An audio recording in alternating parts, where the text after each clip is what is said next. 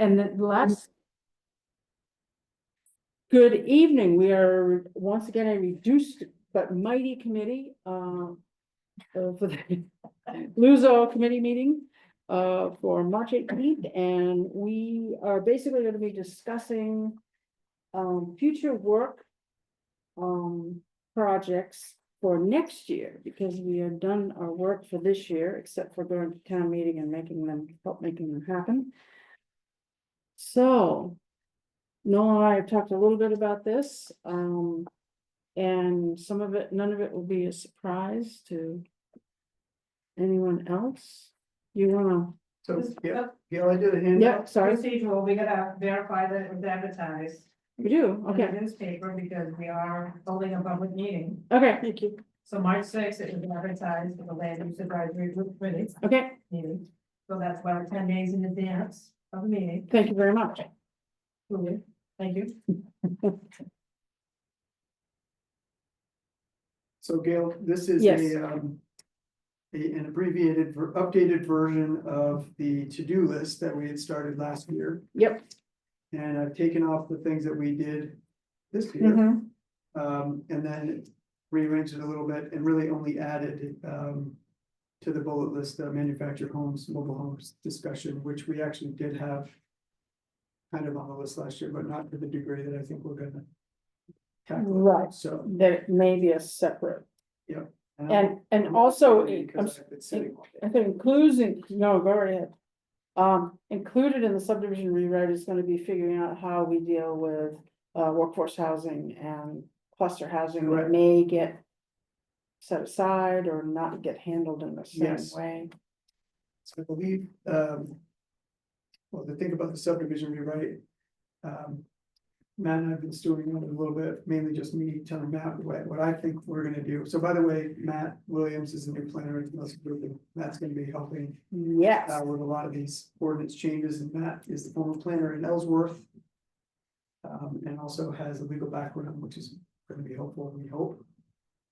So we're gonna it will. we're gonna be tag teaming, we're gonna be tag teaming a It little bit, will. where we have the planner and the later debates, which will be kind of fun. But, yeah, so with regard to the subdivision ordinance. I think based on our experience last time, I think we all agree that we have to consider repealing the existing ordinance in favor of a whole new Yes. subdivision ordinance. Yes, And we're going to take the draft that we had left off with the last time.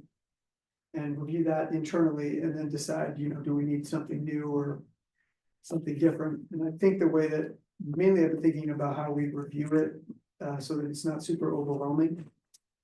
And what I'd like to do or suggest at this point is that we start in like blocks. So we're gonna start with the first block being like the procedural stuff, like okay, let's just make sure. We have the right processes in place and everybody's comfortable with that. And so we can work with you guys and we can work with the planning board to make sure everybody's comfortable with that. mhm, And then we'll probably tackle here's the standards that we have to have in the ordinance, mhm, because that's what the subdivision law requires. And then we'll start to work on, okay, here's some of the things that are, we'll say, unique to the town of Mount Desert. So how do we integrate, what are those functional land divisions and some things that, including clustering and workforce housing, how do we make those better? So it'll be kind of a rolled out process, and I can envision this one, once we really get started, could take a little bit of time just to like get going on it, to like really get through it. So we're gonna want to start that early. yes, and we're gonna start it early and we wanna figure out a way to encourage people to actually spend the time sort of digesting it outside of the meeting. So that we can then come and actually have substantive discussions instead of read aloud sessions. Yeah. One of the things, can we start with, I went through this and found like 6 or 7 drafts. Yeah. Iterations of this, and I wonder if we need to all start on the same page and make Right. sure whatever the last draft is. My last one shows 2/10/24, and if you could share with us what the common draft that we should be working Sure. on, that would be helpful. How about, can I make a suggestion? Happy to do that. Also, we're gonna review it first, Mhm. and if we kind of get back to it and say, this is kind of a crappy draft to begin, this isn't the draft we want to start with, Mhm. then we'll let you know, and just get a common draft. to Okay, start with. good. But I So think, as long as whatever it is that we start with the, so don't go back to the one that we've previously done. Okay. I'll send you what we're gonna start with. okay. I do think at the outset, it's worth us being able to articulate what the goals of the rewrite are. I mean, why are we doing this? And I think, I'm not sure everybody will come to this actually understanding that initially, so I think we need to articulate what we're trying to accomplish. I mean, obviously, one thing is to make it as user-friendly as possible, both with respect to applicants and the community and the planning board, the code enforcement officer, not in that particular order, and so clarity, simplicity, and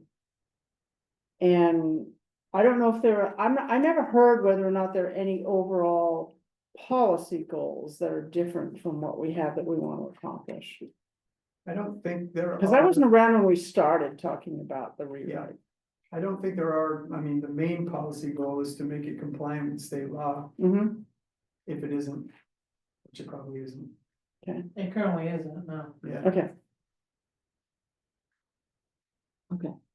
Or I shouldn't say that. I mean, so the subdivision is currently being, a particular subdivision is currently being reviewed by the courts.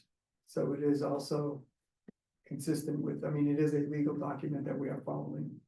It needs to be, it needs to be made more consistent with state law, let's put it that way.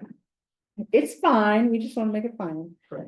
So because the attendance at this meeting is not good now, and we're Mhm. not even into July and August, can I ask that we don't even start doing the subdivision thing until, like, not over the summer? Cause I don't think you'll have a lot of attendance and a lot of active involvement.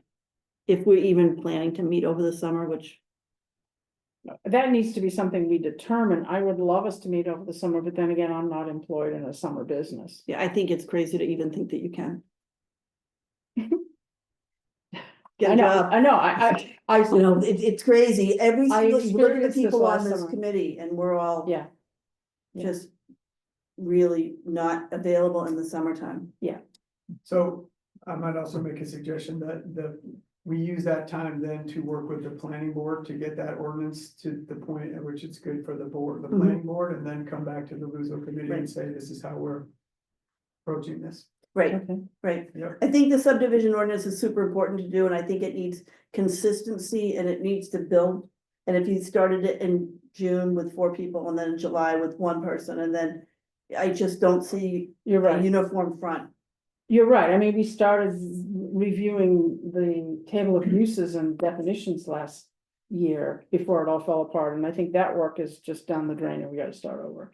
So I just, So, you can, I mean, if we have to meet during the summer, do little one-shot tiny dribs and drabs, but don't do anything of any big magnitude, because you're not gonna have the consistency of month to month follow through with your attendance. I really don't think that. Yep, I think it's a good point. If we can continue this work with the planning board.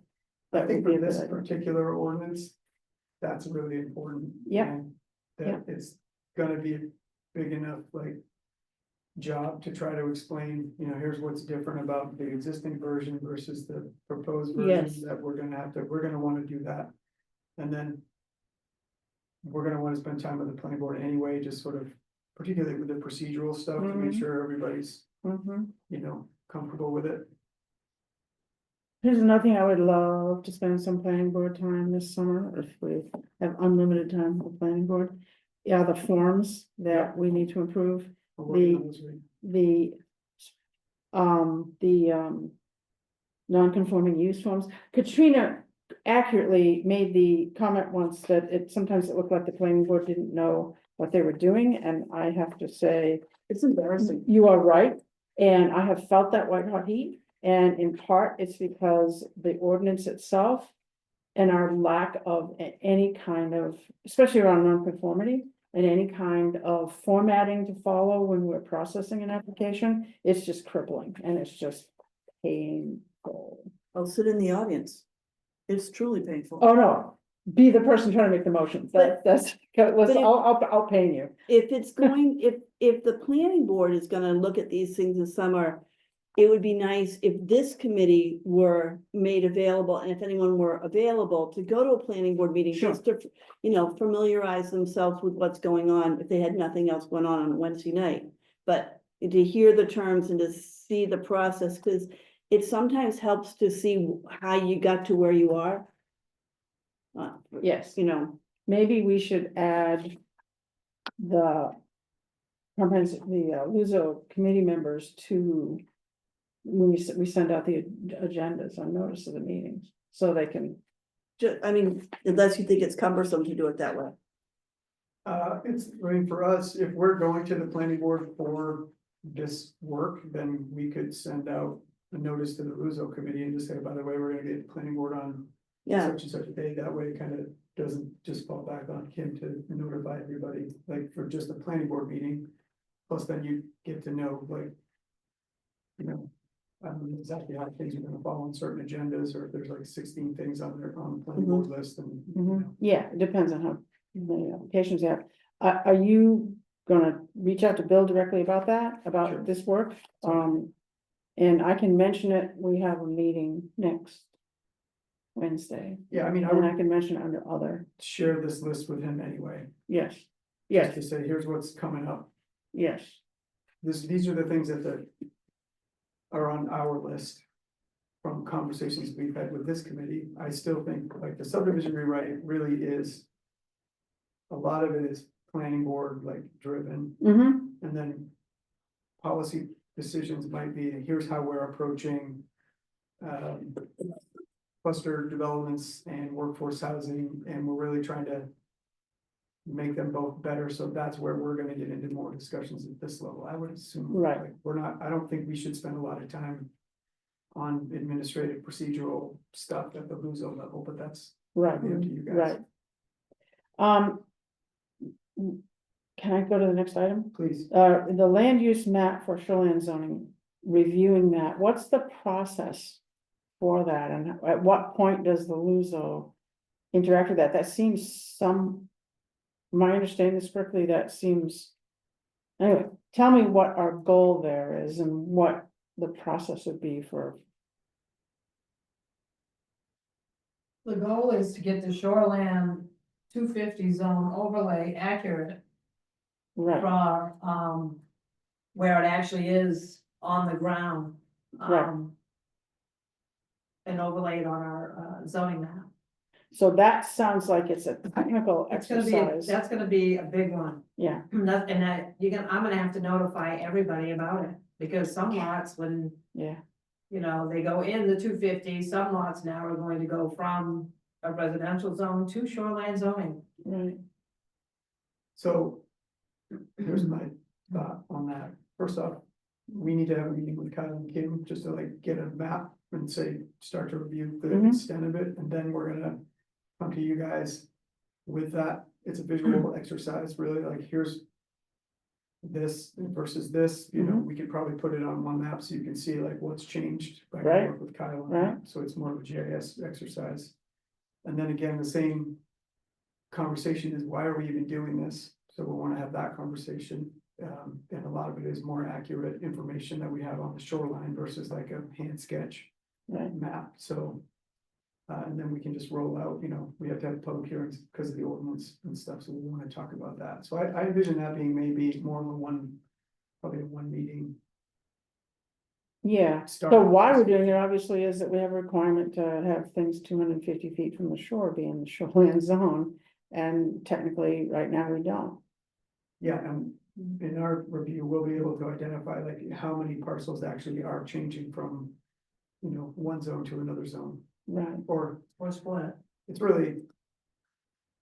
Point is, your zone is still gonna be the same, you could be in a shoreline residential zone or something else, but there may be some properties that go from a.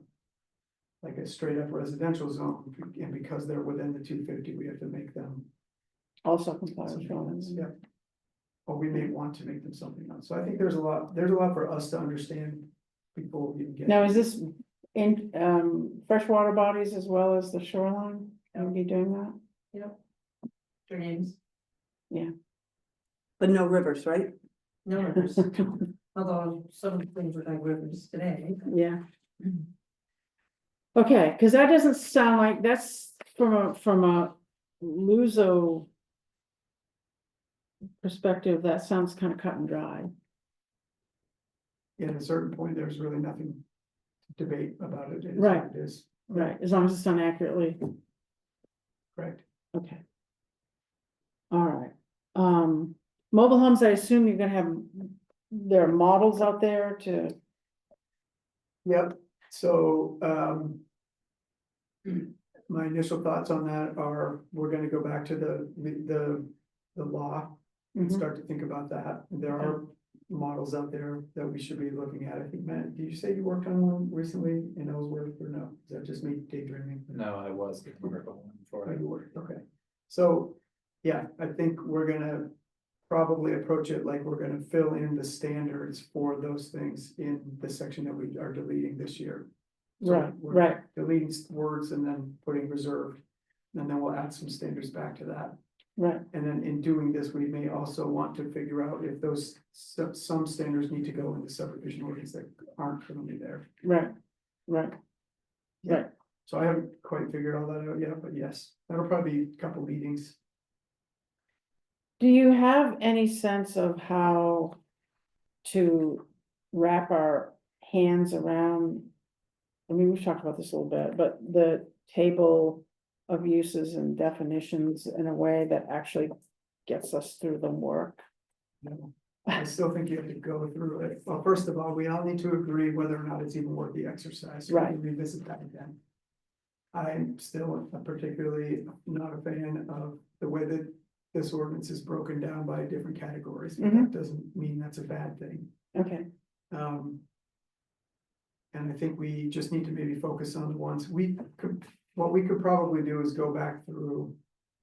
And then really highlight the ones that are changed, like we could refine the whole list and say, these are a certain color, we could sort it or colorize it and say, anything that's in like blue or green, we'll say, because it's friendly, are things that are just basically like a 1-for-1 switch. We Yeah. already know these are good. right. And then anything in yellow are ones that we really need to pay attention to. because Well, you already have highlighted in yellow in the definitions, all the new ones, Yeah, all the ones that aren't currently in there. but at the end of the day, Gail, I think people you need to pay attention to that chart because we're not the ones that should decide. These are your allowed uses. Right. I think that's a good discussion also to have with the planning board Sure. and how the planning board feels as though that table is working for them. And that's one side of it, obviously, how it's working for the public as well is an important other side of it. But, Yeah, I I would definitely don't want to create work for the sake of changes to the ordinance. Right. But I would say it's probably in the effort of making the ordinance better, yes, that's a thing to do. and the site plan review is a sort of a spin-off from the idea of having multiple dwellings on a single lot. Well, I think that, I've said this before, but the way that you're currently using your conditional use review is more like a site plan review. So Mhm. there are certain set of standards that you could create a different review structure for things that really require just a site plan review. Something specific to that site as opposed to conditional use review, which is things that are kind of supposed to be allowed with conditions. That's what the conditional use is, sort of. And I think because I have personally never seen a site plan review, I don't Yeah, really we know can how bring that we process could bring works. an ordinance in and just show you, like, here's a site plan review ordinance. Yeah. And the site plan review could be like, if the gas station were coming to the town. For a redevelopment, then you'd wanna do a site plan review Mhm. instead of a conditional use approval, because it's a different.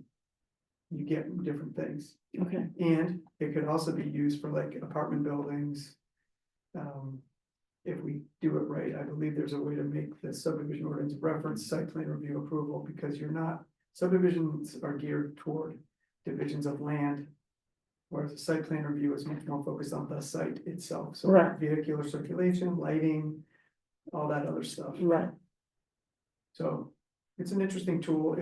I would say it's not urgent, but it's something that we might want to dip our toes into this year. okay, I think conditional use and site plan are similar, because they look at a lot of the same stuff. Today, Yeah, but that's what I'm saying, is Yeah. when you said about lighting, topography, stormwater, all that's still, that's site plan and that's conditional use. right? But sometimes site plan has more. Like my just experience in Bar Harbor when I was there.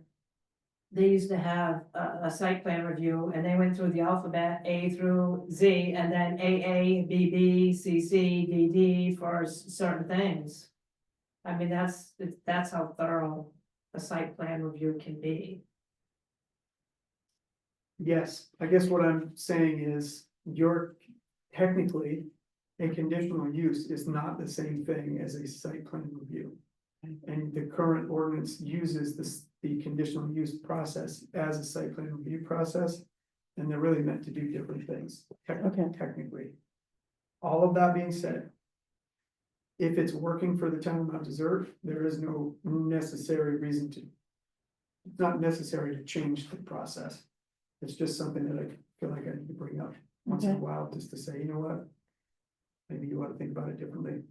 But I do think it will be very helpful for things like apartment buildings or commercial developments. well, okay, Something we can talk about, and again, not to create more structure, because I know people, They should think about hiring a planner here. I know people don't like that, but sometimes more is easier than less. well, that would be the goal, that would be the goal, to Yeah. make it, yes, But it doesn't, it's not an urgent thing. I would put that way down on the bottom of the list. okay. And then, because we don't know yet, legislative. Yep. And what I Was it- did not add to the list is that usually Kim and I sit down every year and there's things that pop up over Yeah. the course of Yep. them applying the ordinances. And So we those just that have to happen make towards the tweaks, end So of those will the- pop up, I'm sure. We'll probably have a few that we didn't get to this year that we probably need to get to. Okay, And I don't know if we've really looked at shoreline zoning, like probably gonna put that on the radar at some point. Just to make sure we're adding things that are supposed to be added, if we haven't lately. I haven't looked at the shoreline zoning standards for a long time, so. okay, I don't think that's urgent either. all right, well. Because I'm not the good note taker in my family, I will, but I will, attempt to capture most of what we have said here this evening about this and put it in the form of some notes to send to everyone on the committee and reminding them when the next meeting is. And what would you guess would be our first order of business? Do we want to?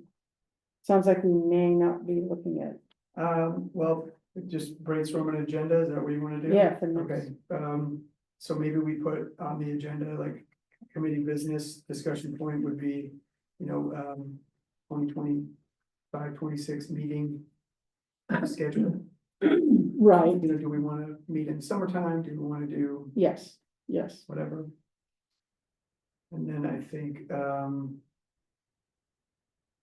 good question, what are we gonna do first?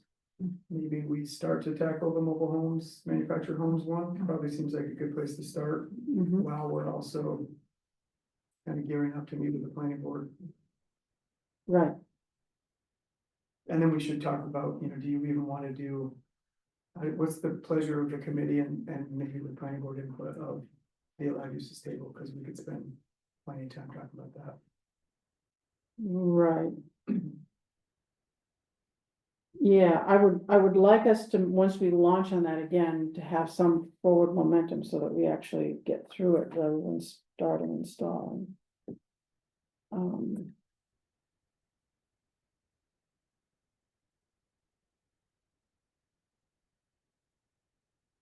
Any thoughts on any of that, Katrina? I just think you have to think about this is April, I mean, this is March, so are we gonna meet in April and May and then take a little hiatus and then meet again in September? Thinking Yeah. about the schedule, Right, what is the schedule? And are there any things that came up during the course of this year, like any hiccups? That we can just do during that short April, May time period, rather than starting on a big project? You know, let's do a couple little things that maybe have come up. Yep. Good question. I don't have a good answer for that. Okay, So because I don't know what's come up. LUZO stuff is what you're Right. talking about. Right, you know, it'd be kind of nice if we could get something completed before we took a break for the summer. Right. Because we just seem to have dangly stuff all the time. yes.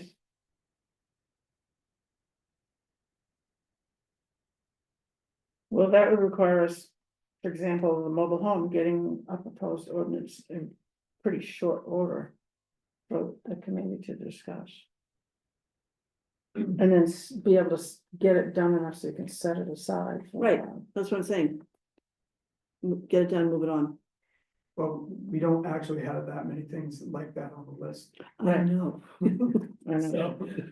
But I kind of like to say, oh my gosh, we finished something and we did it without being rushed and it all makes sense. And now we can move on to something bigger. Yeah, Yes, That's why I was hoping maybe Kim had some hiccups that we could just knock out of the park easily.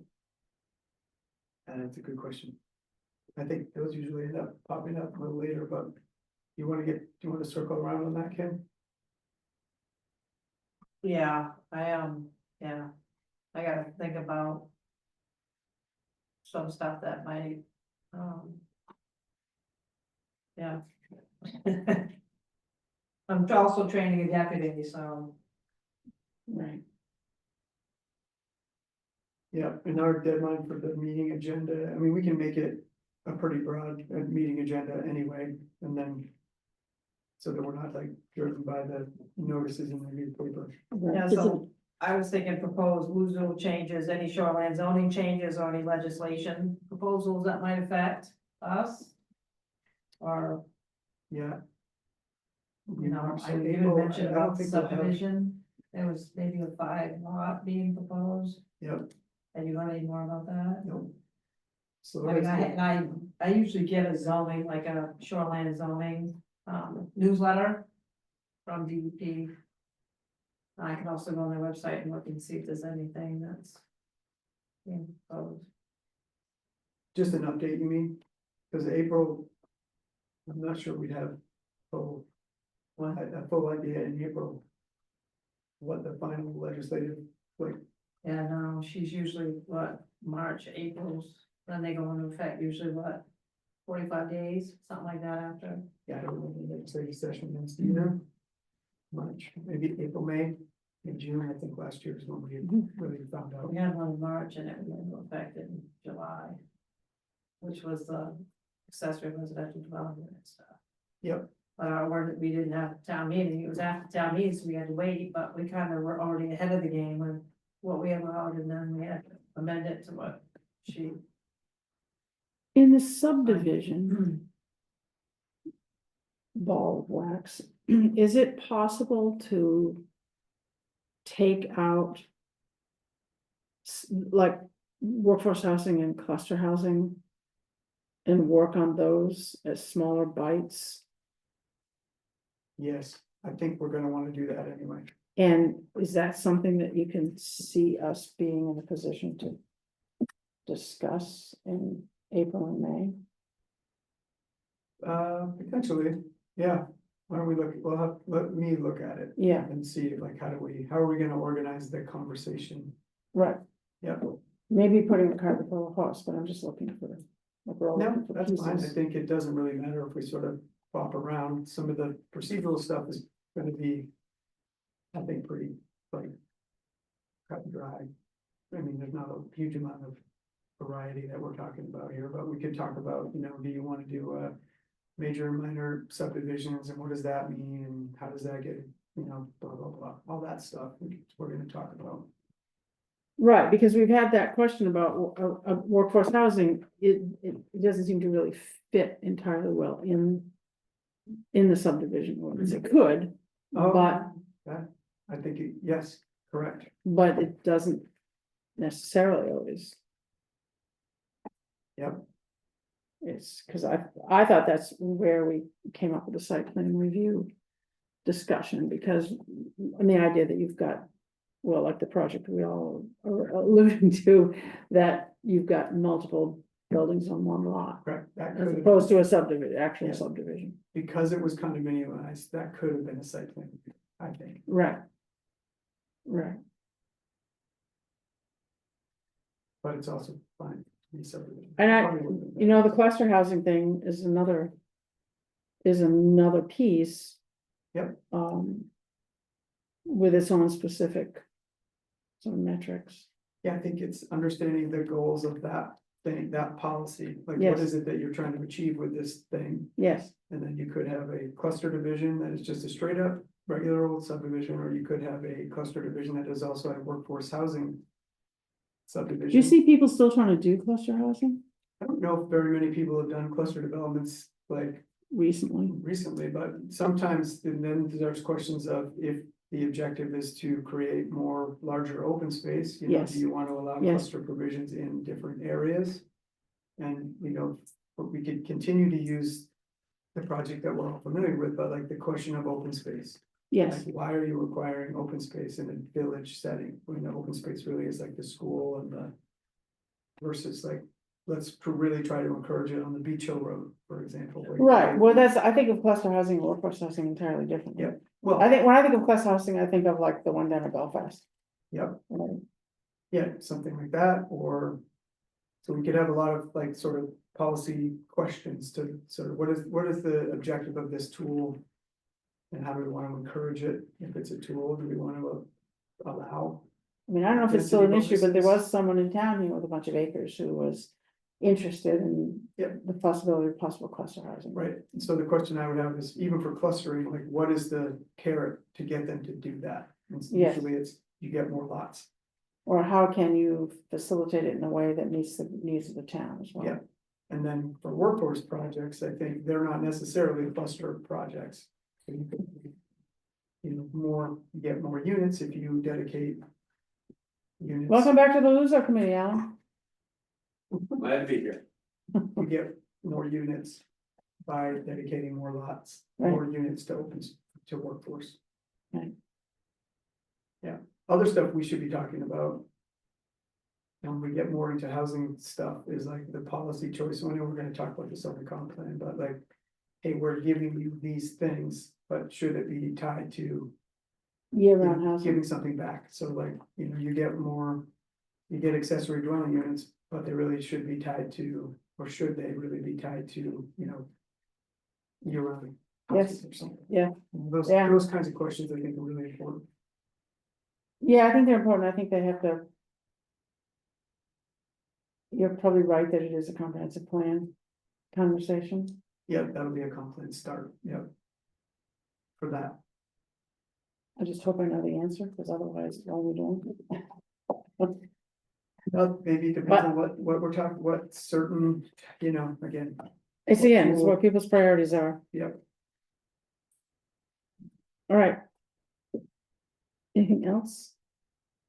for me, Thank you, Hearty Souls, for coming, and I will try to write this up for this meeting and send it around to you guys and people in the committee.